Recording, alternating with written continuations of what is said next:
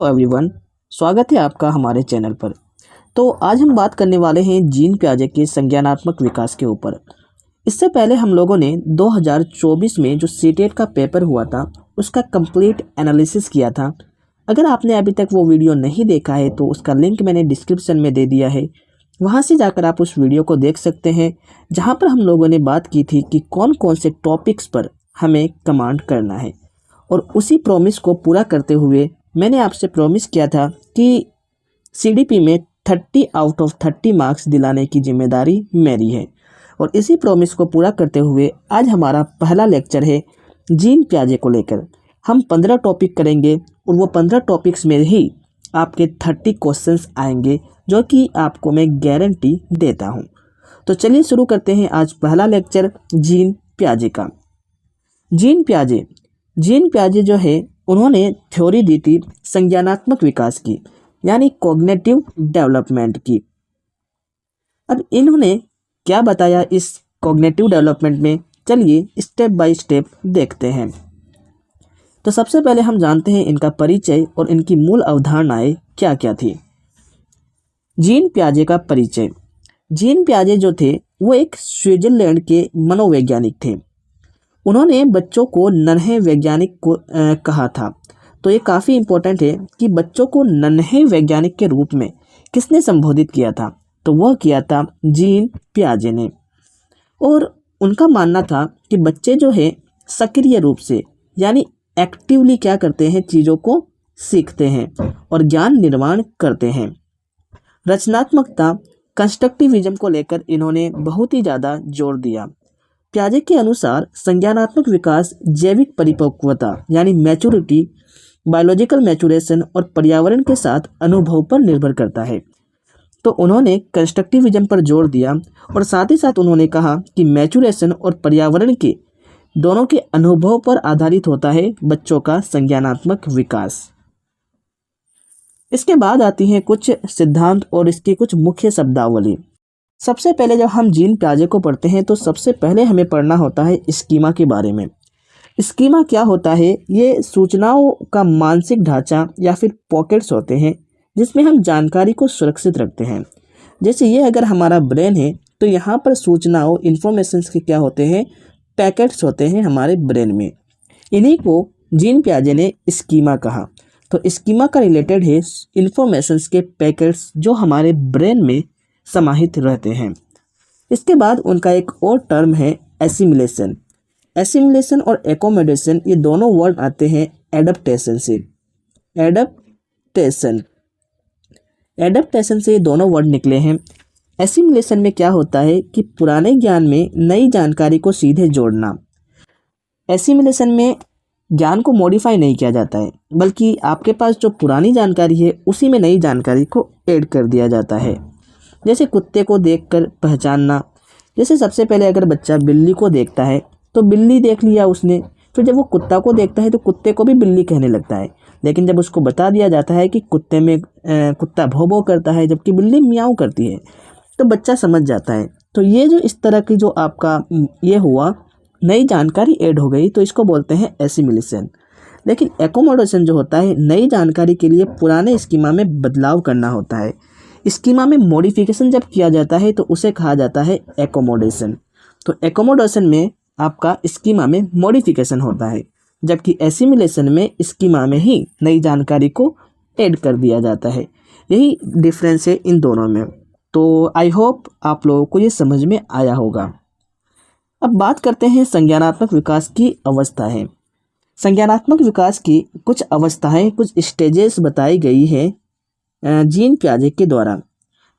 तो देखते हैं कौन कौन से स्टेजेस हैं। एक्चुअली 4 स्टेजेस यहाँ पर बताई गई हैं, जिसे हम SPCF के नाम से भी जानते हैं। S का मतलब होता है सेंसरी मोटर स्टेज, P का मतलब होता है प्री ऑपरेशनल, C का मतलब होता है कॉन्क्रीट ऑपरेशनल और F का मतलब होता है फॉर्मल ऑपरेशनल स्टेज। तो अब इसे हम कंप्लीट जानते हैं स्टेप बाय स्टेप। सबसे पहली है सेंसरी मोटर स्टेज। इंग्लिश में इसको बोलते हैं sensory motor stage. Sensory motor stage जो होता है 0 से 2 साल का होता है। बच्चे अपनी इंद्रियों यानी सेंसेस के द्वारा दुनिया को समझते हैं। अपने सेंसेस, हमारे कितने सेंसेस है? 5 सेंसेस होते हैं। आप कमेंट सेक्शन में लिखकर बताइए कौन कौन से हमारे सेंस हैं, सेंस ऑर्गन्स हैं। काफ़ी इम्पोर्टेंट है कि सेंसरी मोटर स्टेज में बच्चों में ऑब्जेक्ट परमानेंस, वस्तु स्थायित्व का गुण आ जाता है, यानी वस्तु का अस्तित्व वो समझ जाता है।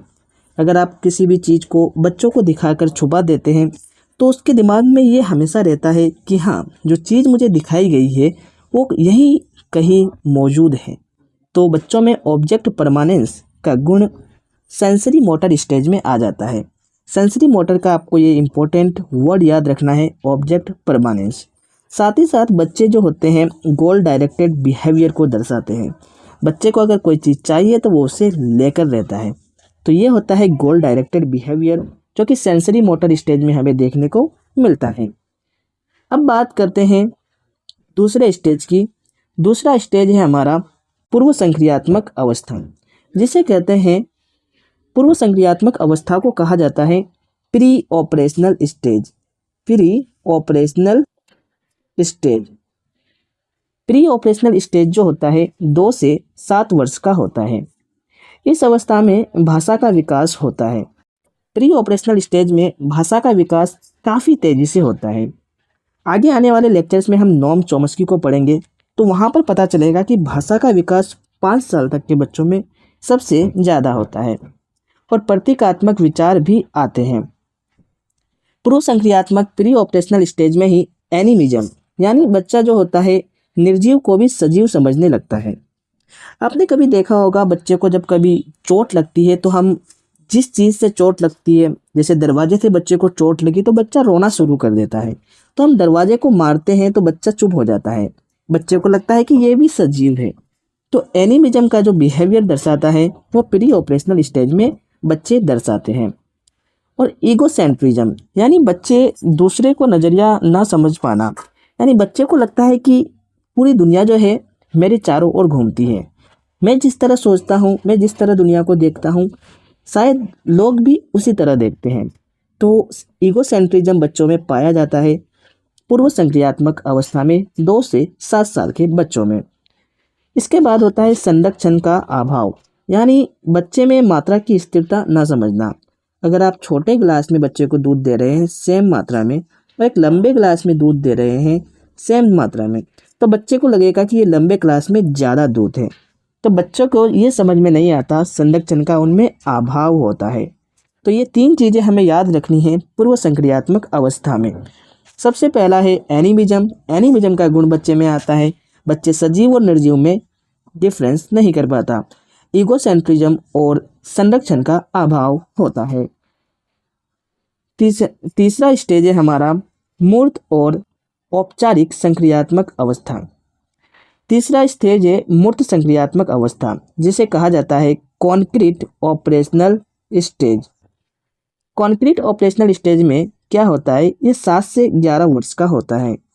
बच्चे उन चीज़ों पर तर्क करते हैं जो सामने हैं, जो चीज़ें उन्हें दिखाई दे रही है वो सिर्फ उन्हीं चीज़ों के ऊपर क्या करते हैं, अपनी राय रख पाते हैं। इसीलिए तो बच्चों को हम कुछ चीज़ें सिखाते हैं तो उन्हें रियल लाइफ ऑब्जेक्ट्स दिखाते हैं 7 से 11 साल के बच्चों को। इनमें संरक्षण और वर्गीकरण की समझ अब आ जाती है। बच्चा ये समझ पाता है कि छोटे गिलास में भी दूध उतना ही है और लंबे गिलास में भी उतना ही दूध है। तो संरक्षण और वर्गीकरण बच्चा समझ पाता है। रिवर्सिबिलिटी भी बच्चा समझ जाता है इस पड़ाव में आने के बाद, और बच्चे में इंडक्टिव लॉजिक भी डेवलप हो जाता है। सबसे चौथा और आखिरी स्टेज है formal operational stage. Formal operational stage, इसमें बच्चा जो है अमूर्त चिंतन यानी अब्स्ट्रैक्ट थिंकिंग करना शुरू कर देता है। अगर उसके सामने चीज़ें नहीं हैं फिर भी वो चीज़ों के बारे में इमेजिन कर सकता है। बच्चे में हाइपोथेटिकल लॉजिक आ जाता है। काफ़ी इंपॉर्टेंट है, इसको याद रखना है कि हाइपोथेटिकल थिंकिंग करना कब शुरू कर देता है बच्चा, औपचारिक संक्रियात्मक अवस्था में। अब्स्ट्रैक्ट चीज़ों पर और उनकी अवधारणाओं को समझ पाना शुरू कर देता है औपचारिक संक्रियात्मक अवस्था में, और समस्या समाधान की क्षमता भी इनमें डेवलप हो जाती है। तो इस तरह से प्याजे के 4 स्टेजेस थे और चारों स्टेजेस के हम लोगों ने जो क्वालिटीज है, जो आपके गुण हैं, उनको हम लोगों ने देखा और इन्हें याद रखना हमें ज़रूरी है। इन्हें आप नोट डाउन कर सकते हैं अपने कॉपी में या फिर इसका मैंने पीडीएफ टेलीग्राम पे शेयर कर दिया है। इसके बाद जो होती है यहाँ पर इसकी कंप्लीट समरी मैंने यहाँ पर दे रखी है ताकि आप इसका स्क्रीनशॉट लेकर रख सकते हैं। जो सेंसरी मोटर स्टेज जो होता है 0 से 2 वर्ष का होता है। इसमें बच्चों में ऑब्जेक्ट परमानेंस, वस्तु स्थायित्व और बच्चे जो है ना सेंसरी सेंसेस के द्वारा सीखते हैं। पूर्व संक्रियात्मक अवस्था यानी प्री ऑपरेशनल स्टेज, इसमें जो बच्चा होता है 2 से 7 साल का होता है। बच्चे में जीववाद, एनिमिज्म, ईगोसेंट्रिज्म और प्रतीकात्मक सोच डेवलप हो जाती है। मूर्त संक्रियात्मक अवस्था जो होती है 7 से 11 वर्ष की होती है। इसमें बच्चे तार्किक चिंतन यानी मूर्त चीज़ों को लेकर चिंतन करना शुरू करते हैं। संरक्षण और पलटावी रिवर्सिबिलिटी का भी गुण इसमें आ जाता है। औपचारिक संक्रियात्मक अवस्था 11 वर्ष का होता है। 11 से ऊपर जितना भी वर्ष है 15, 18, उसमें औपचारिक संक्रियात्मक अवस्था यानी फॉर्मल ऑपरेशनल स्टेज की एज कहलाती है। इसमें बच्चा अब्स्ट्रैक्ट थिंकिंग, निगमनात्मक तर्क और वैज्ञानिक सोच इनमें डेवलप हो जाती है। तो ये था जीन पियाजे के कंप्लीट थ्योरी का समरी, जिसमें बताया गया है अगर इन चीज़ों को सिर्फ आप याद रखते हैं तो जीन पियाजे की और कोई भी चीज़ आपको याद रखने की ज़रूरत नहीं है।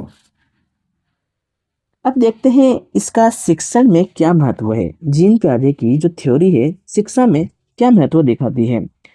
ये बच्चों को सीखने के लिए तैयार करती है। बच्चे की मानसिक अवस्था के अनुसार विषय वस्तु तैयार करने में मदद करता है। शिक्षक की भूमिका क्या होती है कि जीन पियाजे के अनुसार शिक्षक की भूमिका एज ए फैसिलिटेटर होती है, क्योंकि बच्चे खुद ज्ञान का निर्माण करते हैं। बच्चे लिटिल साइंटिस्ट होते हैं। डिस्कवरी लर्निंग पर सबसे ज़्यादा जोर दिया गया। बच्चों को स्वयं प्रयोग करने के अवसर देना। व्यक्तिगत भिन्नता, हर बच्चे के सीखने की गति जो होती है अलग अलग होती है। इंडिविजुअल क्या होती है, डिफरेंसेस बच्चों में पाया जाता है। ये बात करता है जीन पियाजे और ये एजुकेशनल वैल्यूज है, शिक्षा में इसका महत्व है। तो सबसे ज़्यादा तो हम लोगों ने देखा 0 से 2 वर्ष आपका क्या है, सेंसरी मोटर स्टेज। 2 से 7 वर्ष ये आपका है प्री ऑपरेशनल। 7 से 11 वर्ष ये है कॉन्क्रीट ऑपरेशनल स्टेज और 11 से 15 वर्ष ये आपका था फॉर्मल ऑपरेशनल स्टेज। तो इसको हम शॉर्ट में याद रखते हैं SPCF। इससे आप ऐसे याद रख सकते हैं। तो ये थी जीन पियाजे की कंप्लीट थ्योरी। धन्यवाद, शुक्रिया, आपने पूरा वीडियो देखा। कोई भी क्वेश्चन हो चैप्टर से रिलेटेड आप कमेंट सेक्शन में अपना सवाल पूछ सकते हैं।